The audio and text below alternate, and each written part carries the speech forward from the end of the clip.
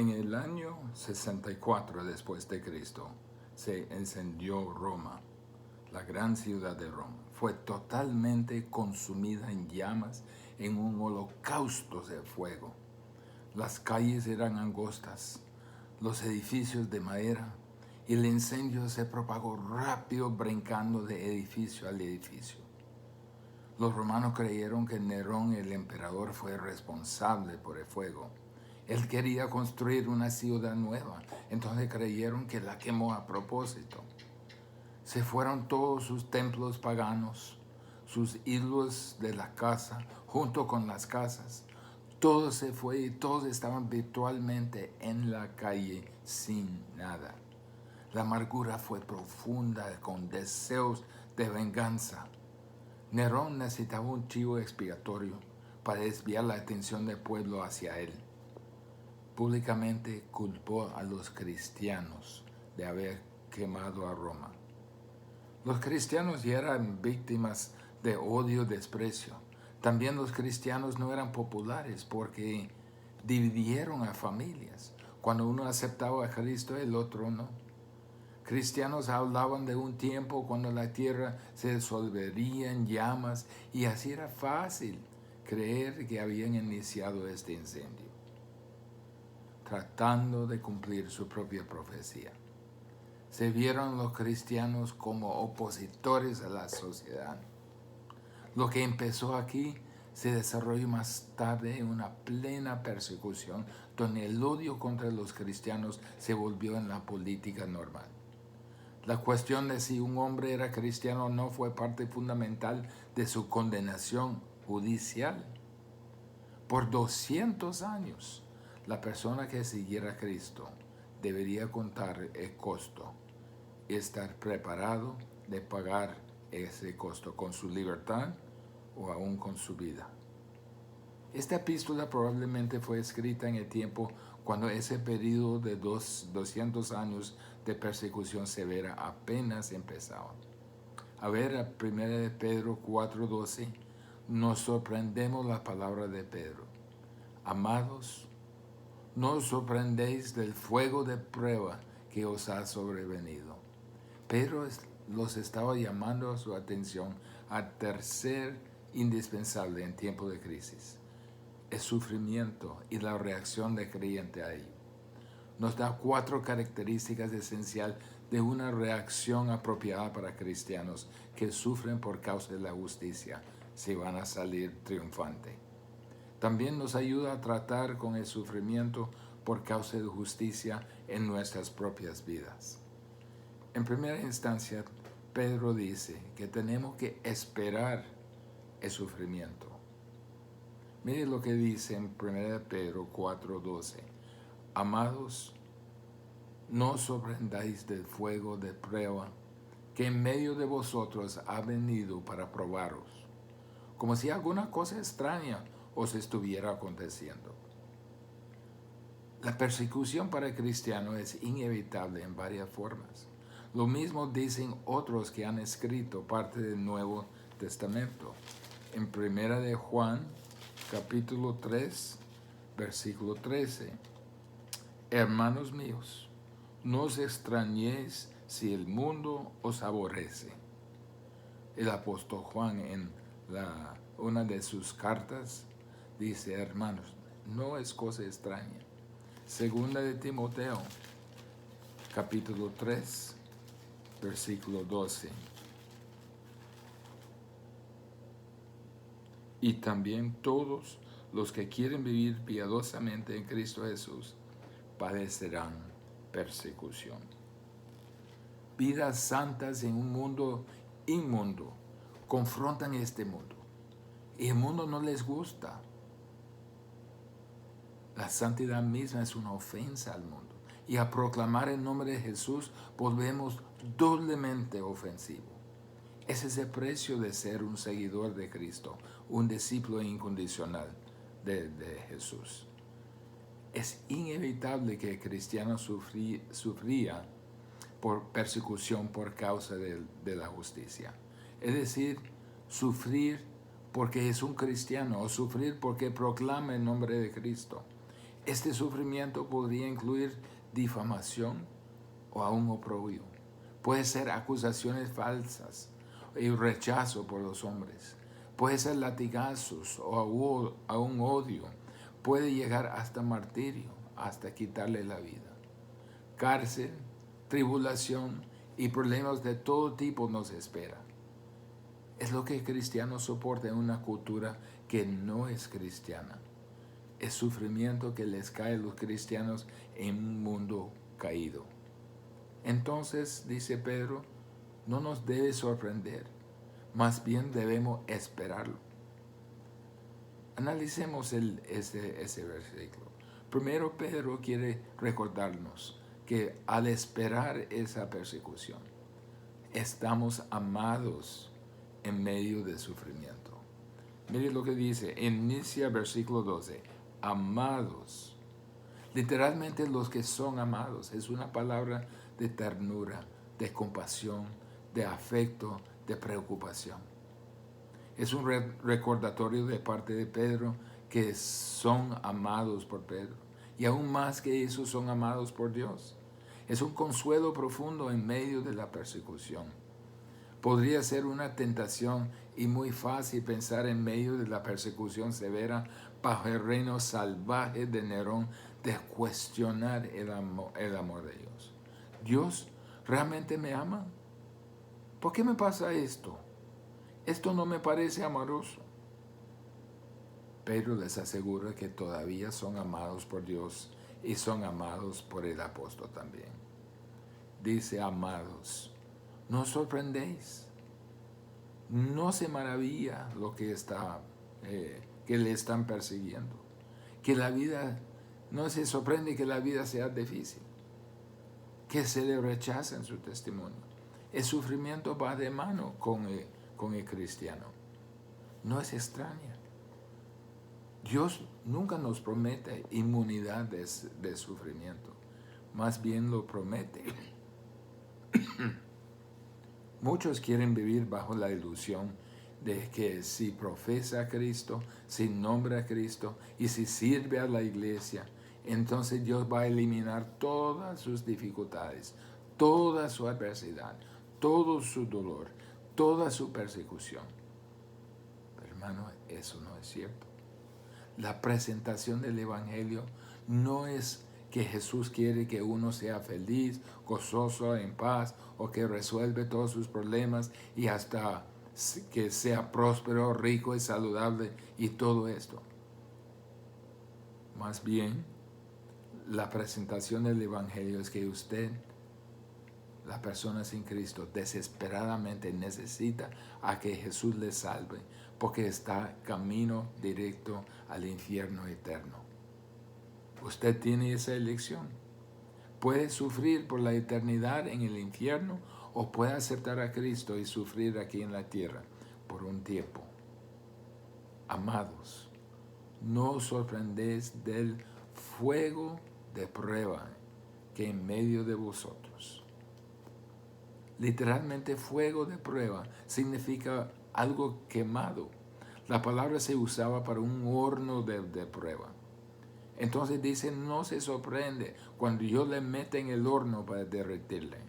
Podemos hasta hacer referencia a un crisol con sopletes de fuego, así llegando a una temperatura enormemente alta. Salmo 66, versículo 10.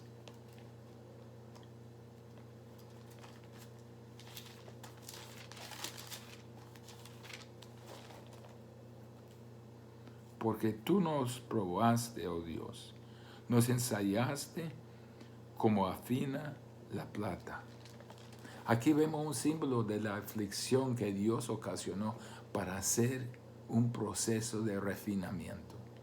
Esto concuerda con lo que Pedro dijo en capítulo 1 de Primera de Pedro, versículos 6 y 7, en lo cual vosotros os alegráis, aunque ahora por un poco de tiempo, si es necesario, tengáis que ser afligidos en diversas pruebas. ¿Por qué? Para que sometida a prueba vuestra fe, mucho más preciosa que el oro, el cual, aunque perecedero, se prueba con fuego, sea hallada en alabanza, gloria y honra cuando sea manifestado Jesucristo. Pedro dice que la prueba de nuestra fe más preciosa que el oro, pero se prueba con aflicción. El sufrimiento comprueben si nuestra fe es genuina, si es verdadera. El fuego de prueba no se refiere a cualquier problema que encontramos. Si tenemos un dolor del estómago o si estamos teniendo una dificultad en alguna tarea, algo así. Habla de persecución por su fe, persecución por causa de la justicia, persecución por su identificación con el nombre de Cristo. Dios lo permite que venga. Miren, versículo 12 dice que ha venido para probarnos. Dios lo permite porque compruebe que nuestra fe sea genuina. El sufrimiento por el nombre de Cristo revela quiénes son los cristianos verdaderos. Los falsos no se quedarán. El sufrimiento tiende a purificar a la iglesia. Durante la Guerra Fría, muchos dijeron que era difícil pastorear una iglesia en Rusia. Pero un pastor ruso respondió, realmente no es así. Debe ser más difícil pastorear en América. En Rusia sabemos quiénes son los cristianos y por supuesto quiénes no lo son. Aquí en las Américas necesitamos que la obra de Dios nos pruebe, nos poda, nos purifique, nos limpie para que sea evidente quiénes son los cristianos. Y Pedro dice, no os sorprendéis del fuego de prueba que os ha sobrevenido, como alguna cosa extraña os aconteciese. No piense que el sufrimiento sea alguna cosa extraña que le está ocurriendo. No ocurre por mera chance. Dios lo permitió y lo diseñó para probarle, para purificarle, para limpiarle. Comprueba que es usted verdadero y Él purga la basura de su vida. La persecución, la aflicción, el sufrimiento no son accidentales, ni tampoco interfiere con el plan de Dios. Son comunes en cada cristiano fiel. Entonces, dice Pedro, espere el sufrimiento. Es la manera que Dios compruebe su fe y que purga su vida. Saca todo el orgullo y la ilusión que usted controla su mundo y todas estas respuestas. Lo desnuda y le hace totalmente dependiente en Él. Y eso es bueno. En segundo lugar, no solo debemos esperar el sufrimiento, sino también debemos regocijarnos en el sufrimiento. Versículos 13 y 14. Sino, antes bien, gozaos en la medida en que compartís los padecimientos de Cristo. Regocijaos, para que también la revelación de su gloria os regocijéis con gran alegría. Si sois vituperados por el nombre de Cristo, dichosos sois, pues el Espíritu de gloria y de Dios reposa sobre vosotros. Ciertamente por ellos es blasfemado, pero por vosotros es glorificado.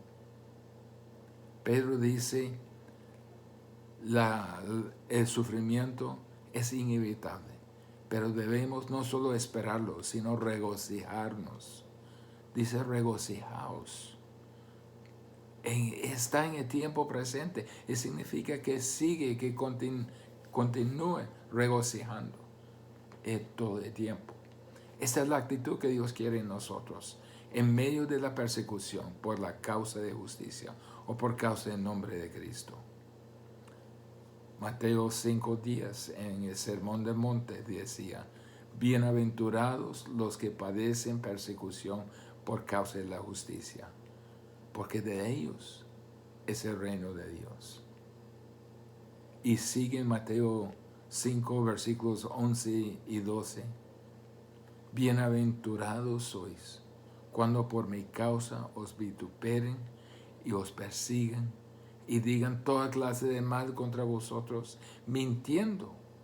Gozaos y alegraos, porque vuestro galardón es grande en los cielos, porque así persiguieron a los profetas que fueron antes de vosotros. Nosotros podemos regocijarnos porque nuestro futuro nos motiva. Primera de Pedro 4:13. En la medida en que compartís los padecimientos de Cristo, regocijaos, para que también en la revelación de su gloria os regocijéis con gran alegría. En la medida que compartimos sus padecimientos, los padecimientos de Cristo, compartiremos su gloria. ¿Qué significa esa frase? En la medida que compartís los padecimientos de Cristo. Jesucristo sufrió a las manos de los hombres porque hizo lo que era bien. Nunca hizo lo que era malo, ni lo que era incorrecto. Estuvo sin pecado. Jesús sufrió porque hizo lo correcto, porque habló la verdad. No compartimos el sufrimiento redentor de Cristo, ni el sufrimiento que era la expiación por los pecados. Compartimos los padecimientos de Cristo a sufrir de la manera que Cristo sufrió, cuando sufrió por hacer lo correcto, cuando sufrió por hablar lo que es correcto y por proclamar el mensaje correcto. No se desanime en el sufrimiento. Es un privilegio compartir los mismos sufrimientos que tuvo Jesús. Mire lo que dice en Filipenses 1:29.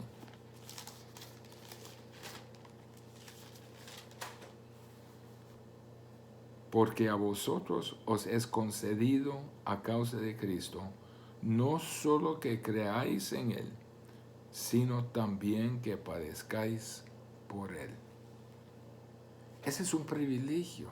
Nos ha sido concedido a causa de nuestra fe.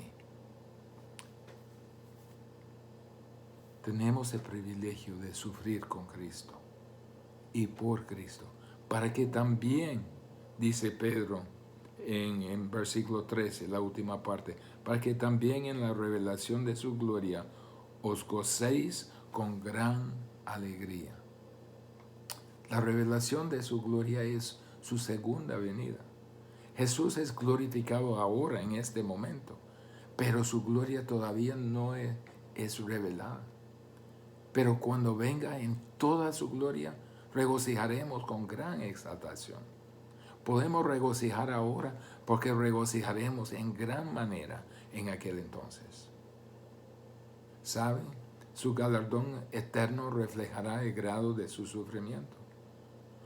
Únicamente sufrimos por causa de la justicia al sufrir visiblemente. Solamente a vivir santamente en una cultura pecaminosa que crea la hostilidad, usted puede sufrir por causa de justicia. Si usted es un cristiano secreto, no sufrirá mucho. Por el otro lado, si usted es un cristiano con denuedo, valiente, agresivo, confrontativo, sufrirá. Pero su gloria su gloria futura reflejará la recompensa de Dios por ello. Me acuerdo de Lucas capítulo 6, versículos 22 y 23.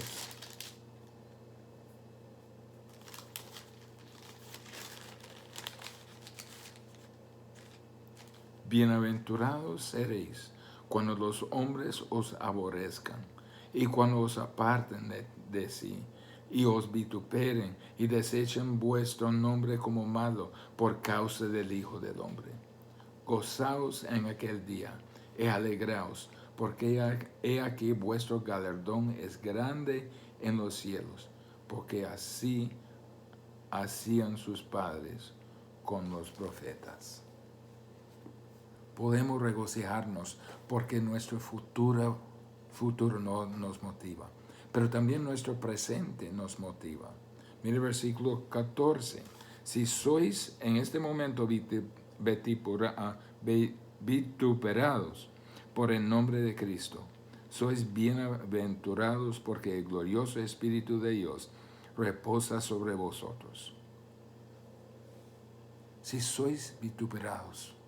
Vituperados significa insultar, significa reprochar. Entonces, si somos insultados, tratados injustamente, si recibimos indignidades, somos dichosos. Regocíjese, porque es para el nombre de Cristo. Dice, si sois vituperados por el nombre de Cristo. Se refiere al hecho de que los cristianos estaban siempre proclamando su nombre. Al decir por su nombre, implica una proclamación del nombre de Cristo como la causa de esa hostilidad. Este nombre se hizo sinónimo con el cristianismo. Por eso Pedro había enfatizado en el día de Pentecostés que en ningún otro hay salvación, porque no hay otro nombre bajo el cielo dado a los hombres en que podamos ser salvos. Dichosos sois, dice. Eso no es un sentimiento, sino una declaración de que usted ha sido beneficiado. Dichosos. ¿Por qué? La última parte del versículo. Pues el Espíritu de gloria y de Dios reposa sobre vosotros. El beneficio no es felicidad subjetiva, sino la presencia objetiva y poder del Espíritu Santo en nuestra vida. Dice aquí el Espíritu de gloria y de Dios. Es interesante esa frase. El Espíritu que tiene la gloria como su atributo esencial. Y sabemos que el que tiene la gloria es Dios. Cuando esté sufriendo por causa de Cristo, se hace como Moisés, cuyo rostro resplandecía con la gloria de Dios. En ese momento de sufrimiento reposa sobre nosotros. Reposa en el sentido de refrescarnos por medio de tomar el control, por hacerse poder dominante en medio de su sufrimiento. Produce paz, serenidad, tranquilidad, gozo, absolutamente no afectado por toda la hostilidad. ¿Se acuerda de Esteban en el libro de Hechos? Esto es un ejemplo. El Espíritu de gloria y gracia vino sobre él. Literalmente tomó el control de su mente y de su vida para que vieran más allá de la hostilidad, para ver a Dios. Debemos regocijarnos en el sufrimiento. En tercer lugar, debemos evaluar el sufrimiento. Seguimos con el versículo 15. Que de ninguna manera sufre alguno de vosotros como homicida, o ladrón, o malhechor, o por entrometido. Hay dos tipos de sufrimiento. Uno aceptable a Dios y el otro que no es aceptable. Veamos el carácter del sufrimiento inaceptable a Dios. Eso es típico del estilo de vida de una persona no regenerada, una persona que no conoce a Cristo. No califica como sufrir por causa de justicia o por el nombre de Cristo. Si sufre por homicida, cualquier sufrimiento que encuentra por ello es merecido. No califica como sufrir por causa de Cristo. Si sufre como ladrón, igual. Si sufre como malhechor, no califica como sufrimiento por causa de Cristo. Esta palabra indica todo tipo de maldad y pecado. Cubre todo lo demás que no ha sido mencionado en homicida o ladrón. Pero también Pedro dice, o por entrometido. Esa palabra solo se usa en todo el Nuevo Testamento aquí. Significa alguien que mira o entromete en las cosas que pertenecen a alguien diferente. Mire lo que dijo en 1 Tesalonicenses 4:11.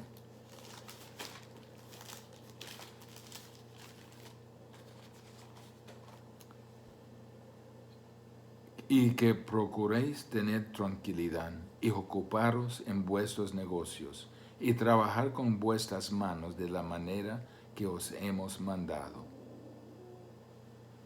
Manténgase fuera de asuntos ajenos. Y en 2 Tesalonicenses, versículos 3, versículos 11 y 12, es semejante. Porque oímos que algunos de entre vosotros andan desordenadamente, no trabajando en nada, sino entremetiéndose en lo ajeno. A los tales mandamos y exhortamos por nuestro Señor Jesucristo, que trabajando sosegadamente coman su propio pan. En otras palabras, concéntrate en sus propios negocios, sus propios asuntos. Ese de intrometido tiene la idea de cómo se comporta en la sociedad en general. Puede ser la agitación política como activista, involucrándose en actividades de desorden, de naturaleza pública, interfiriendo con la función de gobierno. Podría también ocurrir en su empleo, pensando usted que por ser cristiano que se le deben tratar diferente o por tener normas cristianas, usted debe obligar a la compañía a aplicar esas normas. Cualquiera que sea el caso, causará disrupción y habrá consecuencias negativas. Esto no califica como sufrir por causa de justicia. Un cristiano que vive en una cultura no cristiana no debe volcar esa sociedad. Eso es el sufrimiento que no es aceptable a Dios. Pero veamos es sufrimiento, el carácter de sufrimiento aceptable a Dios. Versículo 1 de Pedro 4, versículo 16. Pero si alguno sufre como cristiano, que no se avergüence, sino que como tal glorifica a Dios. Habla de sufrir solo por ser cristiano. Si sufre por hacer su trabajo, si sufre viviendo una vida quieta y tranquila, honrando a Jesús, siendo el mejor ciudadano que puede y proclamando fielmente el Evangelio, y por eso sufre, Pedro dice, eso es bueno, no se avergüence, no es nada vergonzoso. Dice, si sufre como cristiano. Antes el término de cristiano era un término de burla, pero se llegó a ser un término preferido y hasta amado. Así dice, si sufre por ser cristiano, no se avergüence, sino en aquel nombre, el nombre cristiano, como seguidor de Cristo, glorifica a Dios, porque está compartiendo en los padecimientos de Cristo y el Espíritu le está fortaleciendo. Ahora el versículo 17, porque es tiempo, dice, de que el juicio comience por la casa de Dios. Y si comience por nosotros primero, ¿cuál será el fin de los que no obedecen al Evangelio de Dios? Si sufre como cristiano, debe verlo como señal que el fin está cerca. Y es tiempo de limpiar la casa de Dios. ¿Se acuerda del versículo 7? Mas el fin de todas las cosas se acerca. El fin es tiempo para juicio. Entonces debemos empezar a limpiar la casa de Dios. A terminar a usar el término juicio aquí, Pedro no se refiere a la condenación. Sabemos para los que están en Cristo que no hay condenación, pero sí habla de disciplina, de pruebas, de purificación, de la podada. Dios va a estar juzgando y para empezar su juicio, juzga o limpia o purifica a su iglesia. Aquí la casa de Dios se refiere a la iglesia, a los redimidos. Inicia así y termina con el juicio de la condenación final de los impíos. Ahora mismo, Dios está purificando a su iglesia. Primero la iglesia, luego juzgará a los impíos. Es mejor soportar el sufrimiento de la purificación de la iglesia que tener que soportar el sufrimiento eterno de la condenación eterna.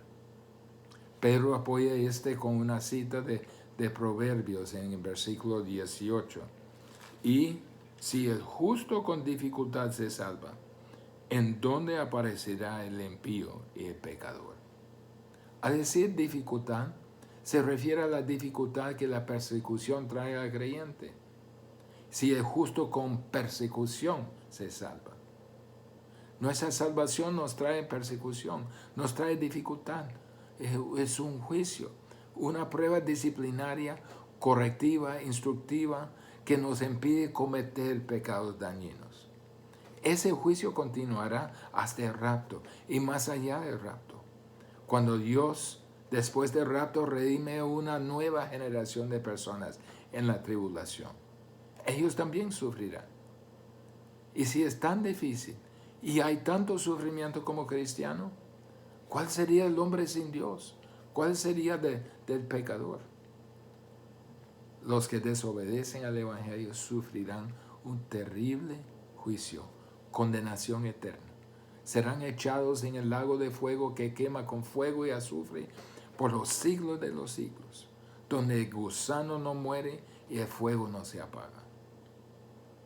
Dice Pablo en 2 Tesalonicenses 1, del 6 al 8, porque es justo delante de Dios pagar con tribulación a los que atribulan, y vosotros que sois atribulados, daros reposo con nosotros, cuando se manifieste el Señor Jesús desde el cielo con los ángeles de su poder, en llama de fuego, para dar retribución a los que no conocieron a Dios, ni obedecen al Evangelio de nuestro Señor Jesucristo. ¿Cómo maneja usted el sufrimiento?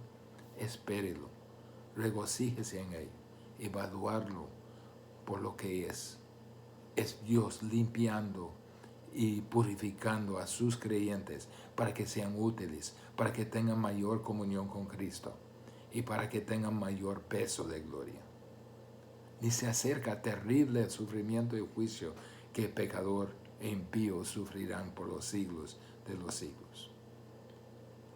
En última instancia debemos encomendarnos a nosotros mismos, a Dios, en medio del sufrimiento. Versículo 19. De modo que los que padecen según la voluntad de Dios, encomienden sus almas al fiel Creador y hagan el bien. Un hombre sin Dios no puede hacer esto. Sería demasiado tarde. Nosotros sí podemos hacerlo en medio del sufrimiento. Entendemos lo que el sufrimiento realmente es. Por eso podemos encomendarnos a Él. Dice, los que sufren conforme a la voluntad de Dios.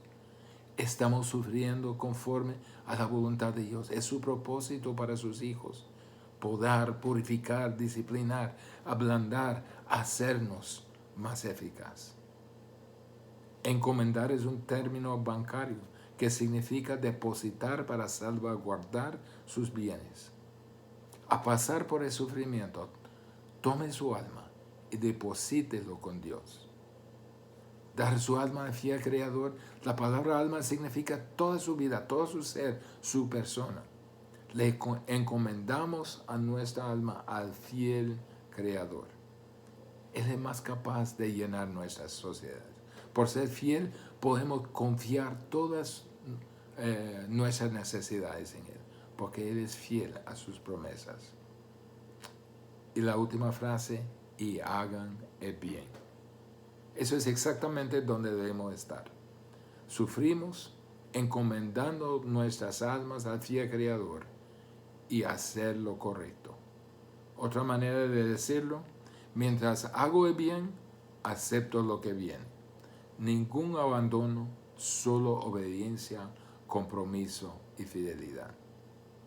Entonces, cuando el sufrimiento viene al creyente, lo esperamos, nos regocijamos en ello y lo evaluamos. ¿Es el resultado de pecado o resultado de justicia? Y está Dios podando, purificando, o probándonos para que seamos más gloriosos, solo nos queda encomendarnos al fiel Creador. Oremos. Señor, este gran fuego de prueba realmente está en tus manos purificándonos. No es de algo extraño, no es de algo de otra índole, sino es la prueba de su atención en nuestra vida. Y Padre, sabemos que tú estás usándolo para su gloria y queremos aceptarlo de su mano para que seamos más allegados a ti, más puros, más limpios, más útiles en tus manos. Y te daremos las gracias y también la gloria en nombre de Jesús. Amén.